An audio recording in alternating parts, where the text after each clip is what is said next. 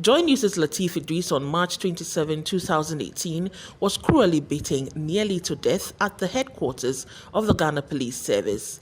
He wasn't beaten by criminals, but by police personnel while covering a protest.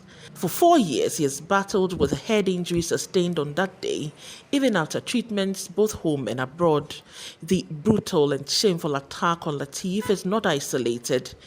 A report by the Media Foundation for West Africa on media professionalism and safety of journalists and media houses in Ghana indicated that within the first 5 months of the year, 25 journalists had been attacked physically.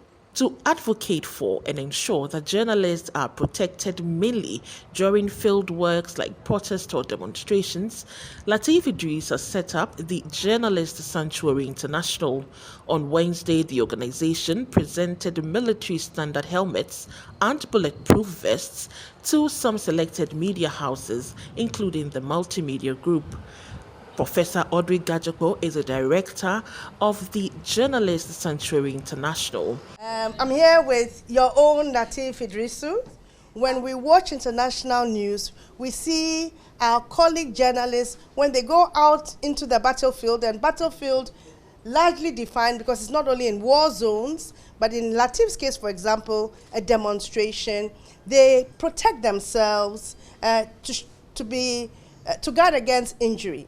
And so Lateef started this initiative, and I'm happy to be one of his directors and supporters to procure protective gear for journalists when they go out into the field. Lateef Idris hopes other journalists won't suffer what he did. There are a lot of organizations doing media advocacy. We want to give meaning to the protection of journalists. So apart from the advocacy we'll be doing, this is what you'll be doing in addition, by providing the protective gear that the journalists need to do their work. Senior editor at Joy News, Fifi Kumsin, accepted the gear on behalf of Joy News. I wish to say we are very grateful. I'm very grateful for this gesture.